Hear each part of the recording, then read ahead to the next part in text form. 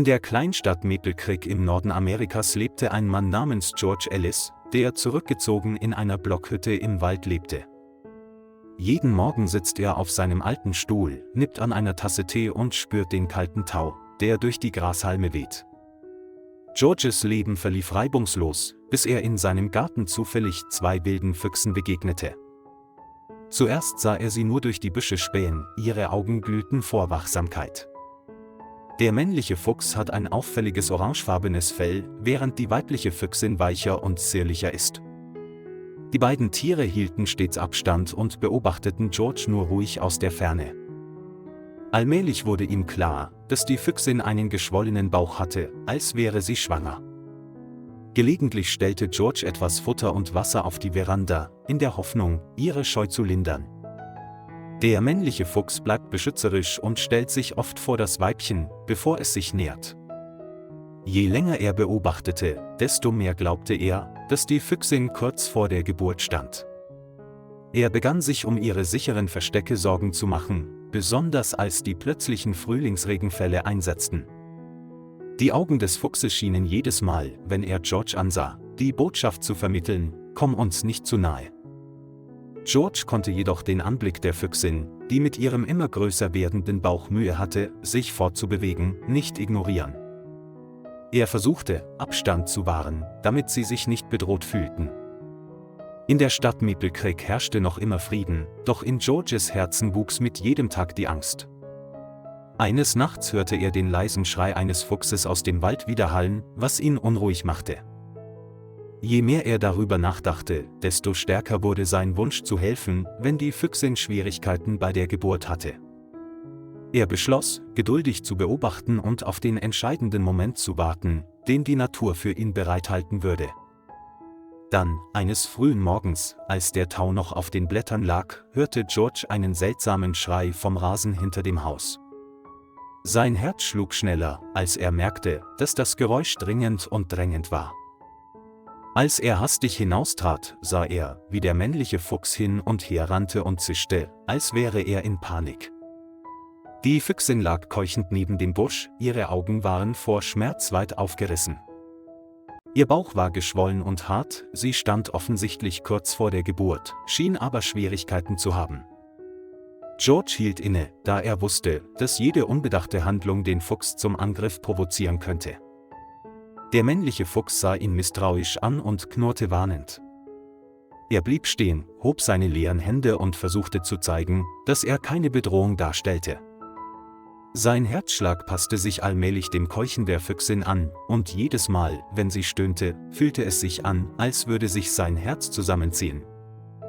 Zum ersten Mal traute er sich langsam einem hilfsbedürftigen Wildtier zu nähern.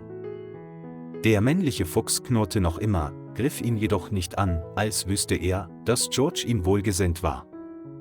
Er setzte sich hin, hielt einen Sicherheitsabstand ein und beugte sich hinunter, um den Bauch der Füchsin zu betrachten.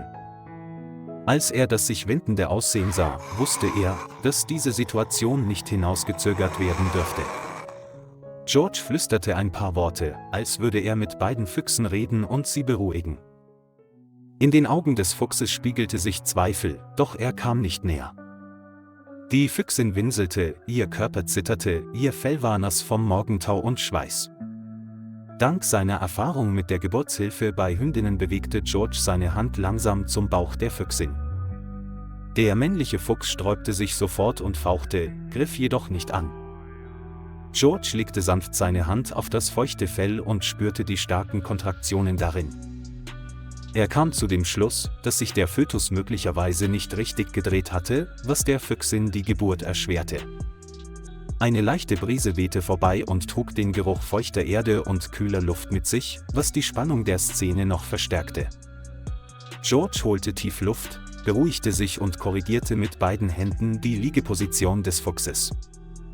Die Füchsin leistete schwachen Widerstand, doch als ob sie die Sorge verstünde, blieb sie allmählich still liegen.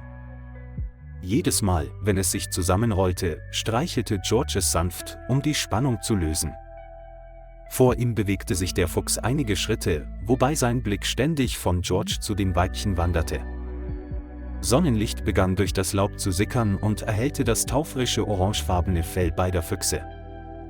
George überprüfte geschickt die Lage des Fötus und stellte fest, dass der Kopf des Babys noch nicht herausgekommen war.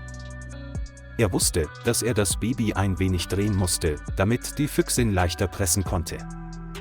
Trotz der Risiken konnte er es nicht ertragen, das kleine Wesen, das kurz vor der Geburt stand, im Stich zu lassen. Die Beine der Füchsin zuckten und jedes Stöhnen klang kläglich.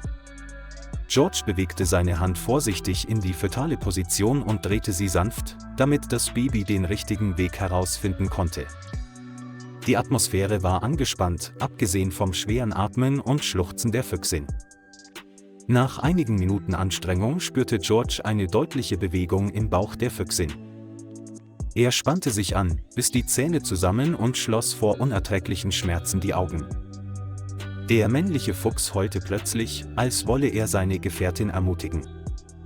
George flüsterte: „Komm, wir sind fast da." Plötzlich sah er, wie der Kopf des Fuchsjungen zum Vorschein kam und die Füchsin noch einmal stieß. Ein winziges Fuchsjunges, dessen Fell noch feucht und klebrig war, rollte heraus und stieß seinen ersten schwachen Schrei aus. George wischte sich schnell mit einem sauberen Handtuch Mund und Nase ab, was ihm half, normal zu atmen. Der männliche Fuchs trat einen Schritt vor, schnüffelte und wich dann zurück, vielleicht war er zu besorgt für sie beide. Die Füchsin hörte nicht auf, ihre Wehen gingen weiter, denn es gab noch viele weitere Föten. George wiederholte den Vorgang geduldig und unterstützte jeden Stoß des armen Tieres. Ein Schmerz folgte auf den anderen, doch die Füchsin wehrte sich nicht mehr so heftig wie zuvor. Seine Augen waren voller Müdigkeit, leuchteten aber immer noch vor einem wilden Überlebenswillen. Ein weiteres Fuchsbaby wurde geboren und schnappte nach Luft. George machte es noch einmal sauber und legte das Fuchsbaby an den Bauch seiner Mutter, um es zu wärmen. Der männliche Fuchs hörte auf zu knurren und sein Blick wechselte von vorsichtig zu hoffnungsvoll. Der Himmel hellte sich allmählich auf, der sanfte Frühlingssonnenschein überzog die Szenerie, schön und spannungsgeladen zugleich. Der Bauch der Füchsin war noch bäulich, das heißt, es gab noch andere Füchse. George half weiterhin und führte jedes Baby mit seiner ruhigen Hand heraus.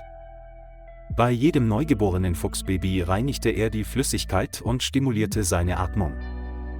Der männliche Fuchs behielt die beiden auf dem Boden knienden Gestalten im Auge und umkreiste sie gelegentlich. Auf dem feuchten Boden waren die Fußspuren von George und dem Fuchs zu sehen, die sich miteinander vermischten. Jede Wehe dauerte scheinbar ewig und ließ die Füchsin heiser und erschöpft zurück. George streichelte es sanft und ermutigte es, nicht aufzugeben, weil er das Gefühl hatte, dass sie zu weit gekommen waren. Nach und nach entstanden das dritte, vierte und schließlich das fünfte Fuchsjunge. Seine Augen verschwammen vor Rührung, als er die leisen Schreie der Fuchsjungen hörte, die um ihren ersten Atemzug kämpften. Die Füchsin legte sich schwer atmend hin, ihr Körper schien nach der Geburt erschöpft zu sein. George legte die Fuchsjungen auf den Bauch ihrer Mutter, damit sie an ihre Brüste gelangen konnten. Jedes kleine Lebewesen, hungrig und durstig, wimmerte leise und begann, seine erste Milch zu saugen. Der männliche Fuchs kam näher, beschnupperte sie überall und sah dann George an. In seinen Augen war kein Groll mehr zu sehen, nur stille Dankbarkeit. George nahm ein sauberes Handtuch und wischte vorsichtig die restliche Flüssigkeit vom Fell der Fuchsmutter. Die Füchsin regte sich leicht, ihr Kopf ruhte auf dem Gras, doch ihre Augen waren noch halb geöffnet und sie blickte auf ihre Jungen. Er holte schnell sauberes Wasser und weiches Fleisch und legte es in Reichweite der Füchsin. Der männliche Fuchs schnüffelt zuerst und lässt das Weibchen dann etwas Futter probieren. Die Fuchsjungen waren klein und schaukelten, eng an den Bauch ihrer Mutter gekuschelt, und ignorierten die feuchte Flüssigkeit um sie herum. Der Himmel war jetzt heller und die Sonne glitzerte auf den verbleibenden Tautropfen. George setzte sich auf den Boden und war erleichtert, das Ergebnis von über 2 Stunden anstrengender Wehen zu sehen. In diesem Moment erkannte er die Magie der Natur, in der Mensch und Tier gemeinsam überleben können. Er zog sich langsam zurück, um der Fuchsfamilie Platz zu machen, hielt aber weiterhin Wache, falls etwas schiefgehen sollte. Im Morgenlicht lächelte George leicht, wissend, dass diese Erfahrung für immer in sein Herz eingebrannt sein würde, wo Liebe und Geduld zu einem Wunder verschmolzen. Lieber Freund, danke, dass Sie sich die Zeit genommen haben, die Geschichte zu verfolgen. Vergessen Sie nicht, den Kanal zu liken und zu abonnieren, um uns zu unterstützen.